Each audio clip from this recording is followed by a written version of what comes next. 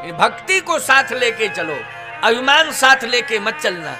विश्वामित्र जी भक्ति साथ लेके जा रहे हैं, अभिमान साथ लेके नहीं जा रहे हैं। प्रमाण क्या है कि भक्ति साथ लेके जा रहे हैं, अभिमान का त्याग करके जा रहे हैं? मैं प्रमाण दे रहा हूं।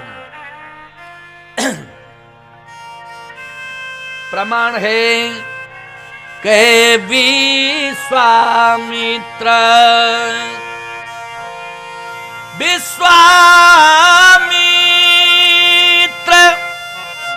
महामुनि ज्ञानी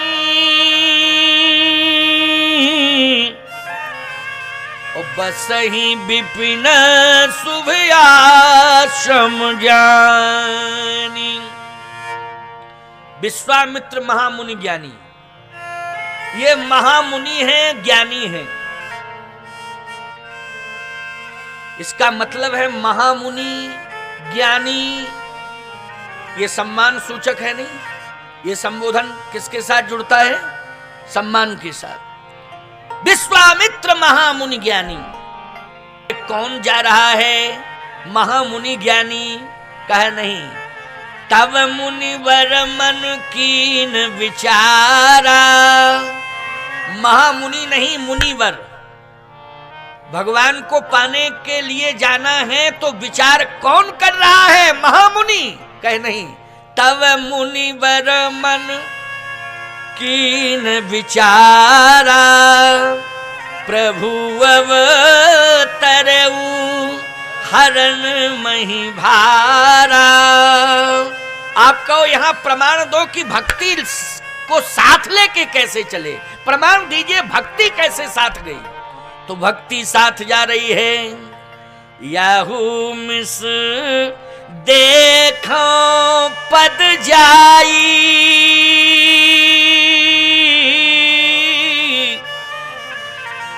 अयोध्या जाकर के भगवान के पादारविंदों का दर्शन करूंगा। बोलो ये भक्ति है कि नहीं? भगवान के श्री चरणारविंदों के दर्शन की लालसा जिस दिन आपके मन के अंदर आ जाएगी, उसी दिन आपके हृदय में भक्ति का अभ्युदय हो जाएगा। इसलिए याहू मिश देखो पद जाई, याहू मिश देखो पद जाई, कर बिनतिया नहु दो भाई, कर बिनती दो भाई, कर बिनतिया नहु दो भाई, कर बिनती नहु दो भाई, कर बिनतिया नहु दो भाई, कर बिनतिया नहु दो भाई। कर विनती, प्रार्थना करूंगा। बोलो भाई ये भक्ति के लक्षण है कि नहीं? सहजता, सरलता, विनम्रता जिसके जीवन में आ जाए, समझ लेना भक्ति का अंकुरण हो गया है। ये अवश्य समझना। सरल बनो, सहज बनो, भक्ति महारानी कृपा करेंगी। विश्वामित्र जी महाराज महा वाला सम्मान त्याग रहे हैं, महामुनि वाला सम्मान। मुनिवर वाला भी सम्मान त्याग रहे हैं। प्रमाण क्या है? मुनियागमन सुना जब राजा, यहां बर भी नहीं लगा है, केवल मुनि लगा है। अयोध्या जब पहुंचे केवल मुनि। मुनियागमन सुना जब राजा, मिलन गयउल विप्र समाजा, मिलन गयउल विप्र समाजा। महाराज श्री दशरथ ने सुना कि मुनि विश्वामित्र आए तो ब्राह्मणों के साथ दौड़ पड़े। सम्मान करने के लिए कि मुनि विश्वामित्र जी आए। क्यों भाई, महामुनि विश्वामित्र आए कि मुनिवर विश्वामित्र आए कि केवल मुनि विश्वामित्र आए? केवल मुनि विश्वामित्र आए, केवल मुनि। इससे सिद्ध हो गया कि जितने भी सम्मान थे उन सम्मानों को ताक में रख के आए कि नहीं आए? है? सब सम्मान ताक में रख दिए। भगवान को पाने के लिए निराभिमानता होनी चाहिए, यज्ञ को सफल करने के लिए निराभिमानता होनी चाहिए, तभी यज्ञ सफल होता है। कथा भी प्यारे तभी सफल होती है जब कहने वाले में निराभिमानता आ जाए। आज मैं मंच पर बैठा हूं, इस रजत सिंहासन पर बैठा हूं, ये नहीं समझना चाहिए कि ये वैभव, ये सम्मान नहीं प्यारे, ये सम्मान इस शरीर का नहीं है, यह सम्मान तो व्यासपीठ का है। बोलो है कि नहीं? ये शरीर का सम्मान नहीं है, ये शरीर सम्मान पाने के लायक नहीं है। तुलसीदास जी कह रहे, मम हृदय भवन प्रभु तोड़ा, तहां आए बसे बहु चोरा। तुलसीदास जी कहते, इस हृदय के अंदर तो चोर प्रवेश कर चुके हैं, प्रभु आप कृपा करो, इन चोरों को भगाओ। ये शरीर तो आज आपके समीप जाने के लायक नहीं है। इसलिए नहीं है कि इसके अंदर चोर आ चुके हैं। कौन से चोर? काम, क्रोध, लोभ, मोह, मद, मत्सर, ये चोर प्रवेश कर चुके हैं। हे प्रभु आप कृपा करके इन चोरों को भगाइए। इसलिए मैं कहता हूं, ये शरीर तो तब सम्मान पाने के लायक है जब इस शरीर से दोष दूर हो जाए। और प्यारे, प्रयास और पुरुषार्थ से कभी किसी को सम्मान नहीं मिलता है। जब भी किसी को सम्मान अगर मिलता है तो निश्चित रूप से भगवान की कृपा से मिलता है। ठाकुर जी जिसके ऊपर कृपा कर दें, भगवान जिसके ऊपर कृपा कर दें, उसी को सम्मान मिलता है। ये शरीर तो नाशवान है प्यारे। अवगुण भरा शरीर प्रभु जी कैसे तारोगे? है? अवगुण भरे हुए हैं शरीर के अंदर। तो आइए सुनिए, विश्वामित्र जी महाराज आज अयोध्या में प्रवेश कर रहे हैं तो महामुनि बन के प्रवेश नहीं कर रहे हैं, मुनि वर बन के प्रवेश नहीं कर रहे हैं, केवल मुनि। इसलिए मुनि आगमन सुना जब राजा, तो मिलन गए उलय विप्र समाजा, कर दंडवत मुनि सन्मानी, निज आसन बैठा रे आनी। साष्टांग प्रणिपात किया महाराज दशरथ ने, प्रार्थना करके ले आए कहां? राजभवन में, और सिंहासन पर बिठा दिया। जो सूर्यवंश का, इक्ष्वाकु वंश का सिंहासन था, उस सिंहासन पर विश्वामित्र जी को बिठा दिया। आप कहोगे महाराज ये तो सम्मान मिला, भगवान कहां मिले? अच्छा, सिंहासन मिल गया, राजा ने साष्टांग दंडवत कर लिया, क्या सम्मान लेने के लिए अयोध्या गए थे? भगवान लेने गए थे कि सम्मान लेने? बोलो, भगवान लेने गए थे, सम्मान लेने नहीं गए थे। लेकिन मिला सम्मान।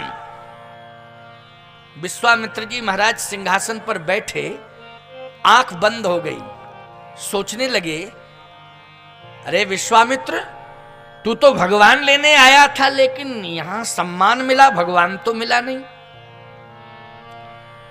याचना करो भगवान की, भगवान की याचना करो। लोग आज सम्मान की याचना करते हैं, भगवान की याचना नहीं करते हैं। किसकी याचना करते हैं? सम्मान की याचना करते हैं। घर में कोई आपके मेहमान आ जाएं तो वो यही कहता है सम्मान नहीं हुआ। क्यों? अगर थोड़ी त्रुटि हो गई तो क्या कहते, गए तो थे उनके घर में लेकिन सम्मान नहीं मिला, सम्मान नहीं मिला।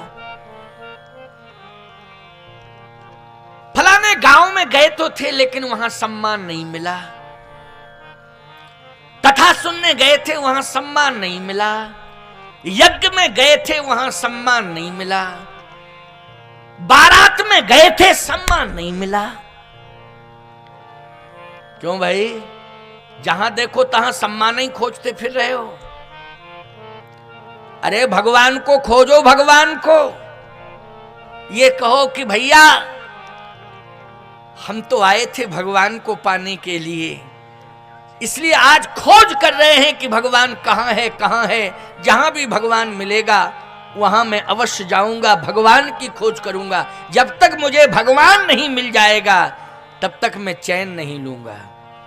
और याद रखना, जहां भी आप जाएं सम्मान लेने के विचार से ना जाएं, सम्मान देने के भाव से जाएं। जब आप दूसरों को सम्मान देने लग जाओगे उन्हीं में भगवान का दर्शन एक ना एक दिन अवश्य हो जाएगा। स्वयं के सम्मान की मत सोचो, दूसरे का सम्मान करना सीखो। आज एक दूसरे से लोग मिलते हैं लेकिन संसार की बातें पूछते हैं, भगवान के बारे में तो कोई नहीं पूछता। बोलो, संसार की बातें लोग पूछते हैं, भगवान के बारे में कोई नहीं पूछता। एक कवि ने बहुत अच्छी बात कही और वो संत कवि थे, उनकी बात मुझे याद आ गई। वो कहते हैं, मिलेंगे लोग पूछेंगे, मिलेंगे लोग पूछेंगे तेरा परिवार कितना है,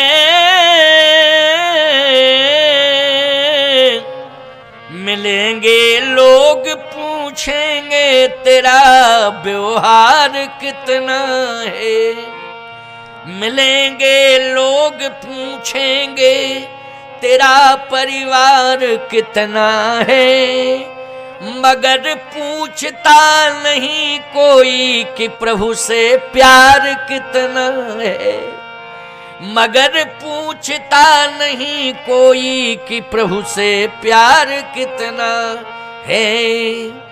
कोई ये पूछने वाला नहीं है कि भैया भगवान से तुम्हारा कितना संबंध हुआ, भगवान से तुमने कितना संबंध जोड़ा, भगवान से तुमने कितना प्यार किया। बोलो, ये पूछने वाला संसार में कोई नहीं है।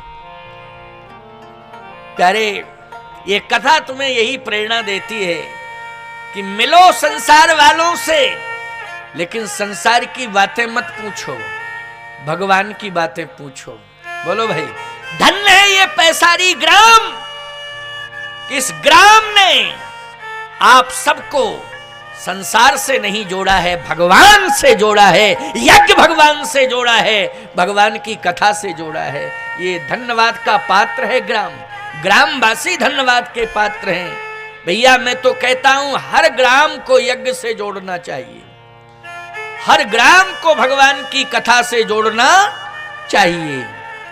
पृथ्वी भी प्रसन्न होती है, वहां के ग्राम देवता भी प्रसन्न होते हैं।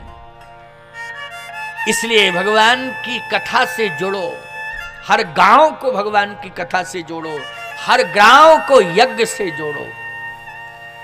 आज विश्वामित्र जी महाराज को सिंहासन मिल गया, कर दंडवत, कर दंडवत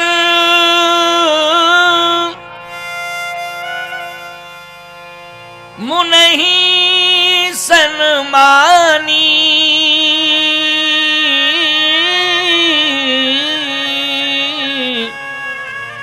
और निज आसन बैठा रयानी, सिंहासन पर बिठा दिया। जैसे ही सिंहासन पर बिठाया प्यारे, विश्वामित्र जी की आंखों में आंसू आ गए। अरे सिंहासन का त्याग करके तू महात्मा बना था, यज्ञ इसलिए कर रहा था कि भगवान मिलेंगे, लेकिन सिंहासन भी चला गया, राज्य भी चला गया और यज्ञ भी नहीं तेरे हाथ लगा। और आज भगवान भी तेरे हाथ नहीं लगा। अभागे विश्वामित्र, तू सिंहासन पर बैठने आया था, जब रो रहे थे तो दशरथ जी महाराज ने हाथ जोड़ के कहा, महाराज कोई भूल हो गई क्या? जैसे आपके घर में महात्मा आवे और रोने लगे बैठ के, तो बोलो आप घबरा जाएंगे कि नहीं घबरा जाएंगे? आप यही कहेंगे कि अरे कोई भूल हो गई है इसलिए तो महात्मा रो रहा है। पूछना चाहिए कि कारण क्या है। विश्वामित्र जी महाराज से कारण पूछा महाराज दशरथ ने। महाराज आप रो रहे हैं, कोई भूल हो गई? दशरथ तुमसे भूल नहीं हो सकती, भूल मुझसे हुई है। क्या भूल हुई महाराज, हम समझ नहीं पा रहे हैं। भूल यह हुई कि सम्मान पूर्वक सिंहासन पर बैठा था अपने राज्य में, लेकिन मैंने सिंहासन का त्याग किया। गंगा के किनारे आया, सिद्धाश्रम में महात्मा बन के यज्ञ करने लगा। सोचा था कि यज्ञ राज्य से भगवान नहीं मिला तो यज्ञ से भगवान मिलेगा, लेकिन यज्ञ से भी भगवान नहीं मिला। फिर सोचा कि अयोध्या में भगवान प्रकट हुआ है, इसलिए अयोध्या जाएंगे तो भगवान जरूर मिलेगा, अयोध्या में भगवान मिलेगा। लेकिन अयोध्या में भी सम्मान मिला, सिंहासन मिला, आरती हुई, चरण पखारे गए, मालाएं पहनाई गईं, सिंहासन भी मिल गया, लेकिन भगवान नहीं मिला। भगवान कहां है? दशरथ जल्दी बताओ भगवान कहां है? अयोध्या में क्या भगवान नहीं है? यज्ञ से भगवान प्रकट हुआ कि नहीं? दशरथ जी ने कहा, महाराज भगवान, हां मैंने सुना है कि भगवान प्रकट हुआ है यज्ञ से। दशरथ जी महाराज ने भी इस बात को स्वीकार किया था। जाकर नाम सुनत शुभ होई, और मोरे गह आवा प्रभु सोई। मेरे घर में प्रभु आया है। कौन आया है? प्रभु आया है। तो वो प्रभु है कहां? पहले ये बताओ प्रभु कहां है? सावधान, विश्वामित्र जी ने प्रभुता का त्याग किया तो प्रभु मिलने जा रहा है। बोलो जा रहा है प्रभु मिलने, क्योंकि प्रभुता क्या थी? पहले तो राज्य छोड़ा, ये प्रभुता का त्याग किया। और स्वयं में अपने को योग्य मान करके यज्ञ कर रहे थे, ये भी प्रभुता ही है प्यारे, प्रभुता दिखाना है। यज्ञ का त्याग किया, क्योंकि जिस यज्ञ से भगवान प्रकट नहीं हो रहा है, जो यज्ञ की रक्षा, जिस यज्ञ की रक्षा मैं नहीं कर पा रहा हूं, जिस यज्ञ से मुझे भगवान नहीं मिल रहा है, आज उस यज्ञ का मैं त्याग करता हूं।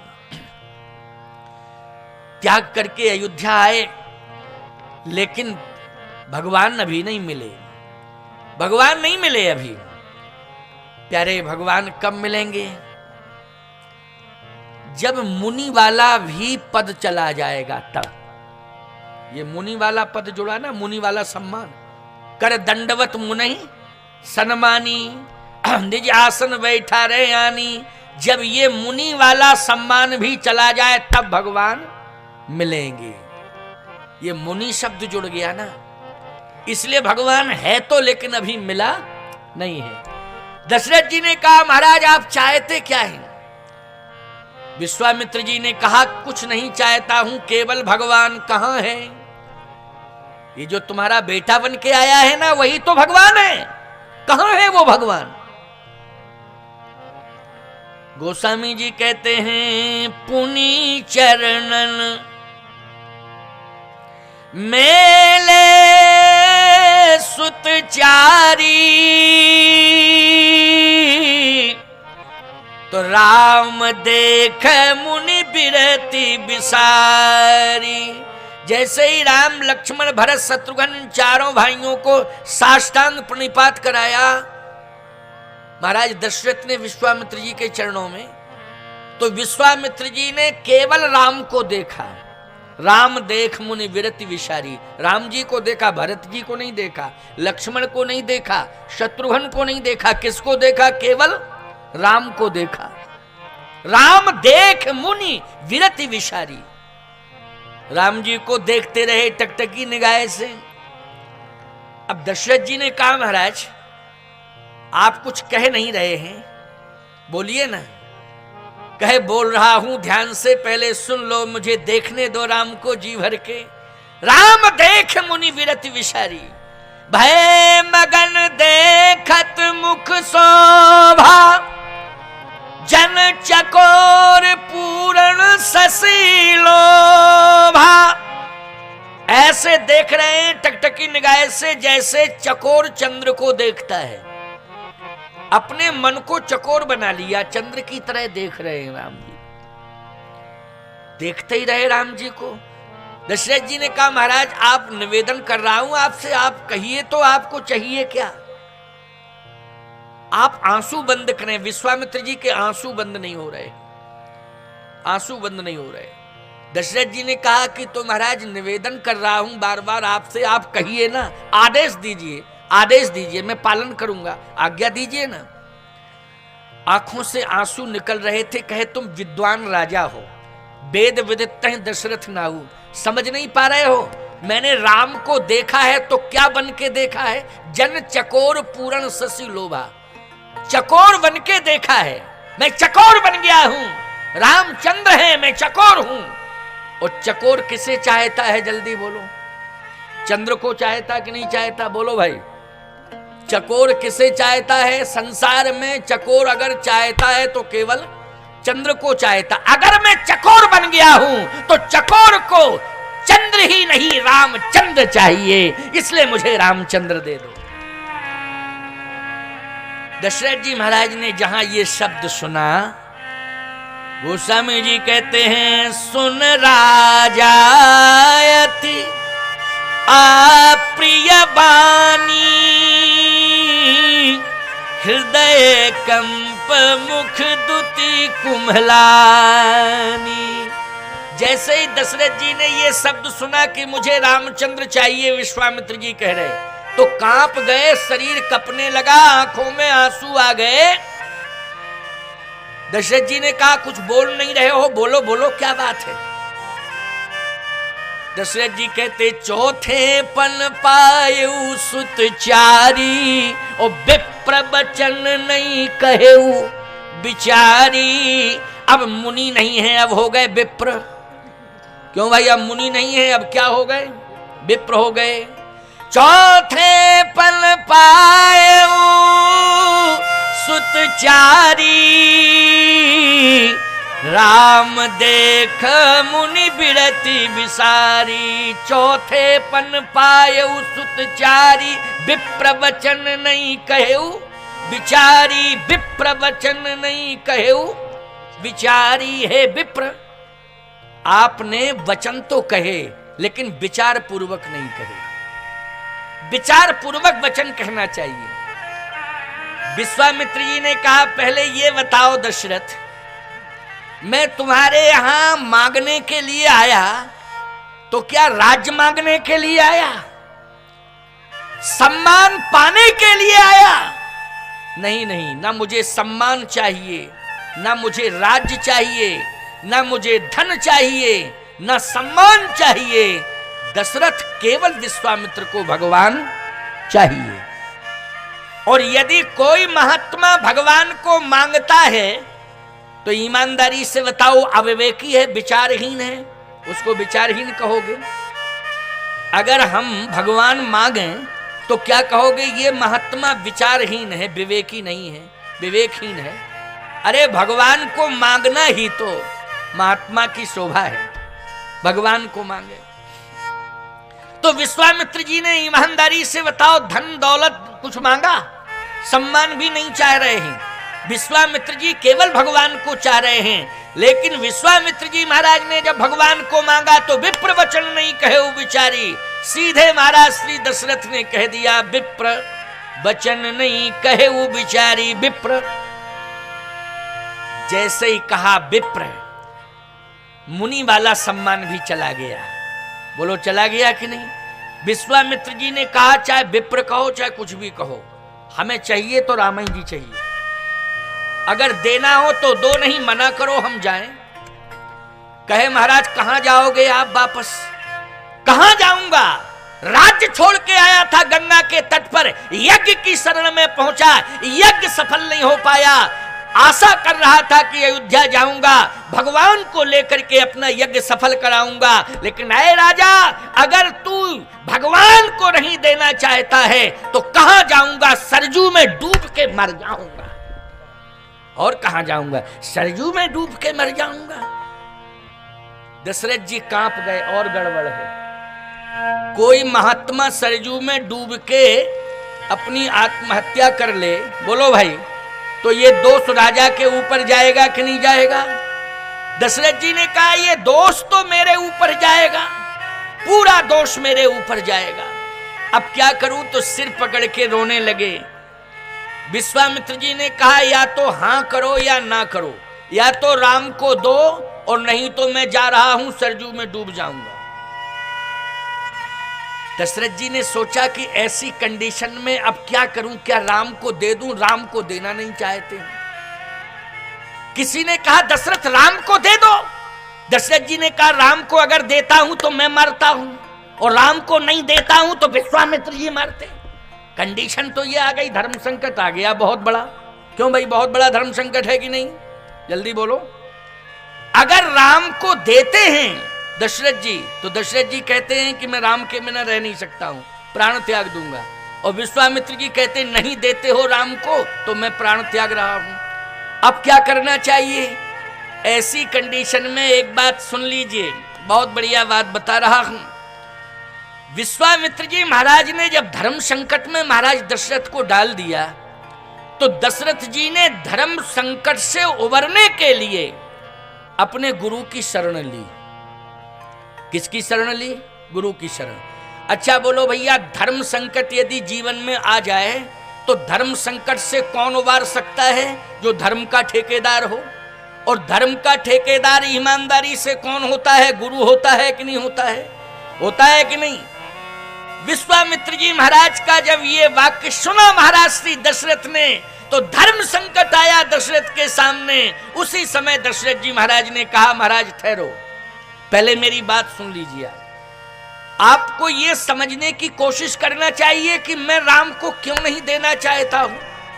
क्या आपने सोचने की कोशिश की कि आखिर मैं राम को क्यों नहीं देना चाहता हूं? विश्वामित्र जी ने कहा बताओ क्यों नहीं देना चाहते हो राम को? महाराज दशरथ ने कहा राम को इसलिए नहीं देना चाहता हूं क्योंकि राम पर मेरा अधिकार नहीं है। अगर राम जी पर मेरा अधिकार, जैसे किसी वस्तु पर मेरा अधिकार ना हो, धरोहर के रूप में मेरे पास वो वस्तु हो, तो मैं किसी दूसरे को दे सकता हूं?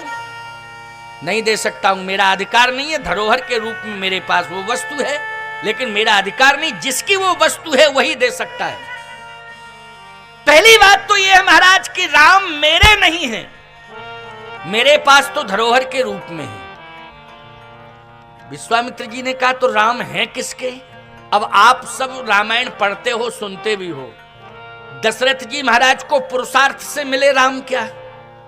अगर पुरुषार्थ से राम मिले होते दशरथ जी को तो दशरथ के राम थे, बोलो भाई। लेकिन दशरथ जी को तो यज्ञ से राम मिले, तो इसका मतलब है कि राम पर अधिकार किसका है? यज्ञ का अधिकार है। राम पर किसका अधिकार है? पहला जल्दी बोलो। यज्ञ का अधिकार है। भगवान पर पहला अधिकार है यज्ञ का। लेकिन अब बात यह है कि यज्ञ से राम मिले, लेकिन यज्ञ कराया किसने? अगर यज्ञ का आचार्य ना हो, ईमानदारी से बताओ, यज्ञ का आचार्य तो यज्ञ सफल हो सकता है? जल्दी बोलो। बिना आचार्य के यज्ञ सफल नहीं होता है। केवल यज्ञ मंडप बना देने से काम थोड़ी चल जाएगा। जब तक यज्ञ का आचार्य विधि पूर्वक यज्ञ संपन्न नहीं कराएगा, यज्ञ संपन्न नहीं हो सकता है। यज्ञ का मूल रूप प्रकट करता है। यज्ञ का अस्तित्व यदि प्रकट होता है तो वो आचार्य के द्वारा ही होता है। होता है कि नहीं होता है? तो यज्ञ का अधिकार है राम के ऊपर, लेकिन यज्ञ कराया किसने? यज्ञ का आचार्य कौन था? बोले यज्ञ का आचार्य, बोले यज्ञ के आचार्य श्रृंगी ऋषि थे। लेकिन यज्ञ के आचार्य को किसने बुलाया? तो श्रृंगी ऋषि वशिष्ठ बुलाया। बुलावा श्रृंगी ऋषि वशिष्ठ बुलावा, पुत्र काम शुभ यज्ञ करावा, श्रृंगी ऋषि ने बुलाया। तो श्रृंगी ऋषि को बुलाया है वशिष्ठ जी ने, और श्रृंगी ऋषि को यज्ञ का आचार्य भी बनाया है वशिष्ठ जी ने। तो अब आप कल्पना करिए, जरा विचार करिए कि श्रृंगी ऋषि अगर वशिष्ठ जी न बुलाए होते तो आते क्या? नहीं आते। अच्छा, यज्ञ की प्रेरणा देने वाले भी वशिष्ठ जी महाराज हैं। वशिष्ठ जी महाराज ने ही कहा कि यज्ञ होना चाहिए, और यज्ञ होगा तभी समस्या का समाधान होगा, और जब समस्या का समाधान यज्ञ के माध्यम से होगा तो हे दशरथ तुम्हारा संपूर्ण व्यवधान दूर हो जाएगा। यह मूल रूप से श्री वशिष्ठ जी महाराज की भूमिका है। कहने का तात्पर्य मेरा यह है, दशरथ जी महाराज यही कहते हैं कि राम पर पहला अधिकार किसका है? वशिष्ठ जी महाराज का है। हमारा अधिकार राम के ऊपर नहीं है, वशिष्ठ जी महाराज का अधिकार है। अगर वशिष्ठ जी महाराज कह दें तो हम राम को दे देंगे, लेकिन वो कह दें। अच्छा, इतनी लंबी भूमिका बनाने की क्या जरूरत थी? श्रृंगी ऋषि का भी नाम आ गया, उसमें यज्ञ की भी चर्चा हो गई, लेकिन अंत में बात आई ले दे करके वशिष्ठ जी पर। बोलो भाई, बात यह है कि केवल ये कह देते कि यज्ञ का अधिकार है तो विश्वामित्र जी कहते कि यज्ञ तो मैं खुद ही कर रहा हूं, इसलिए यज्ञ के लिए ही राम को ले जा रहा हूं, अपने लिए नहीं ले जा रहा हूं। यदि राम का यज्ञ पर अधिकार है और यज्ञ का राम पर अधिकार है, तो अगर यज्ञ का राम पर अधिकार है तो यज्ञ की रक्षा के लिए, यज्ञ की सफलता के लिए राम को ले जा रहा हूं, इसलिए सोचने की आवश्यकता नहीं है। तत्काल राम जी का हाथ पकड़ते कहते चलो मेरा यज्ञ सफल कराओ, क्योंकि यज्ञ से ही तुम प्रकट हुए हो, इसलिए यज्ञ सफल कराओ, ये तुम्हारा काम है। लेकिन यहां यज्ञ की ही बात नहीं है, यहां प्यारे सबसे बड़ी बात यह है कि यज्ञ का ही नाम नहीं लिया गया है, फिर श्रृंगी ऋषि का भी नाम लिया। और केवल श्रृंगी ऋषि का ही नाम नहीं लिया है, यहां वशिष्ठ जी का भी नाम लिया है।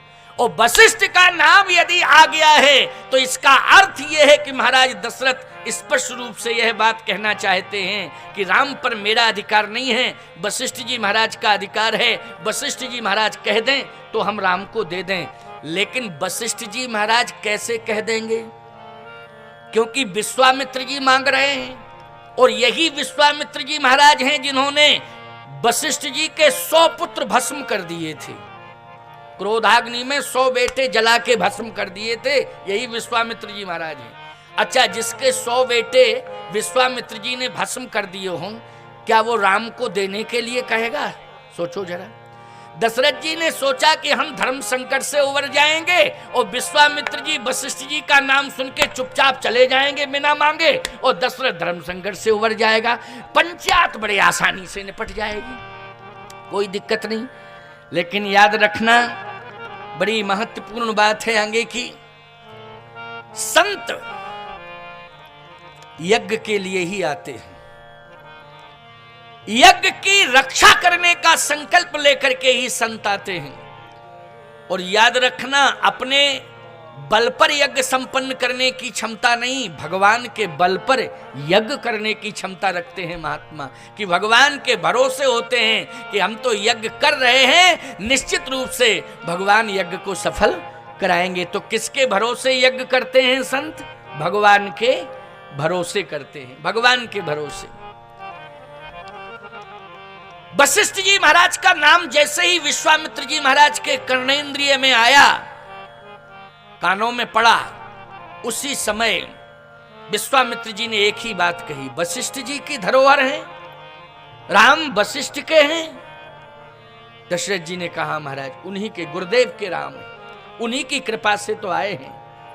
मैं तो 60,000 साल का बूढ़ा हूं, लेकिन गुरुदेव ने कृपा की है, उन्हीं की कृपा से राम आए हैं। अगर वो कह दें तो हम दे दें।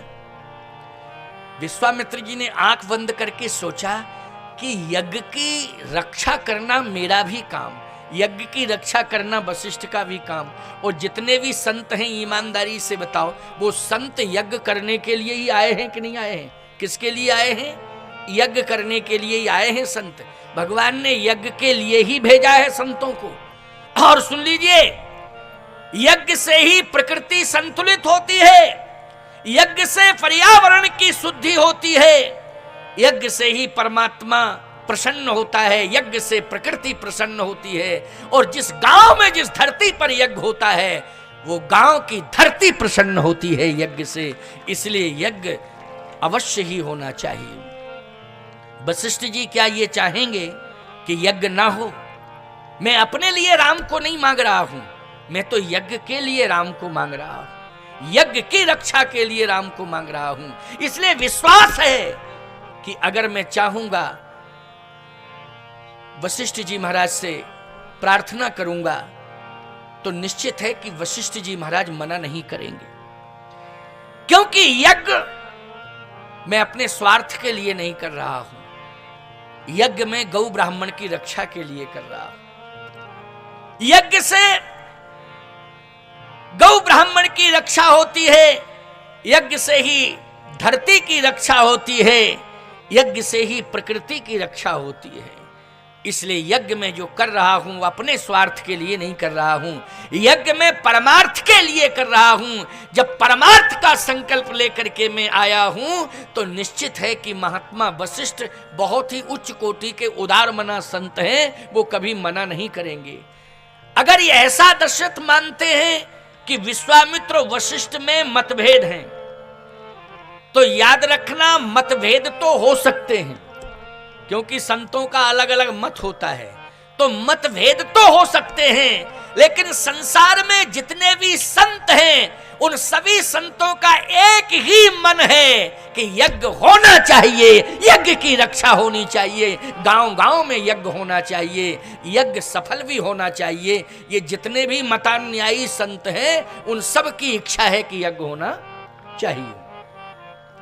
इसलिए वशिष्ठ कभी मना नहीं करेंगे। बुलाइए वशिष्ठ जी महाराज को, बुलाइए। दशरथ जी महाराज ने वशिष्ठ जी को बुलाया। प्यारे एक बात और बता दूं, वशिष्ठ जी महाराज को बुलाने की बात जब कही विश्वामित्र जी ने, तो दशरथ जी फिर कांपने लगे। हो सकता है कि वशिष्ठ जी महाराज को बुलाएं और वशिष्ठ जी को देखते ही विश्वामित्र जी में क्रोध आ जाए और पता नहीं कौन सी विडंबना पैदा कर दें, तो इसका कलंक भी मेरे माथे पर आएगा। अब सोच रहे हैं, हे प्रभु दशरथ को धर्म संकट से उभार लो, क्योंकि आज दशरथ ने कह तो दिया है, लेकिन ऐसा धर्म संकट आ गया, अगर वशिष्ठ जी महाराज को बुलाता नहीं हूं तो विश्वामित्र का कोप भाजन बनता हूं मैं, और विश्वामित्र जी का कोप भाजन बनने का मतलब है काशी के बाजार में बिकना। अच्छा बोलो, हरिश्चंद्र जी के ऊपर कोप आया विश्वामित्र जी को, तो विश्वामित्र जी ने हरिश्चंद्र जी को कहां बेचा था? जल्दी बोलो। काशी के बाजार में बेचा कि नहीं बेचा? पूरे परिवार को बेच दिया था। तो दशरथ जी महाराज ने सोचा कि कहीं अगर मैं वशिष्ठ जी महाराज को नहीं बुलाता हूं तो विश्वामित्र जी का कोप भाजन बनता हूं। कहीं विश्वामित्र जी ने कोप करके श्राप दे दिया तो निश्चित रूप से दशरथ तेरा संपूर्ण राज्य ही नहीं, तेरा संपूर्ण अस्तित्व नष्ट हो जाएगा। अब क्या करूं? लेकिन फिर सोचने लगे कि नहीं नहीं, राम मुझे मिल गए हैं। कौन मिल गए हैं? राम मिल गए हैं। अच्छा बोलो भैया, जिसके पास राम हो, ईमानदारी से बताओ उसकी बात बनेगी कि बिगड़ेगी? जल्दी बोलो। जिसके पास राम हो उसकी बात बनेगी कि बिगड़ेगी? उसकी बात हमेशा बनेगी, क्योंकि राम जब पास होते हैं, साथ होते हैं, तो बात कभी बिगड़ती नहीं है, बात बनती है। इसलिए विश्वास है कि मेरे पास राम है। विश्वामित्र जी महाराज आ जाएंगे, विश्वामित्र जी के पास यदि वशिष्ठ जी महाराज आ जाएंगे तो बात बिगड़ेगी नहीं, बात बनेगी। विश्वास है, इसलिए बुलाया।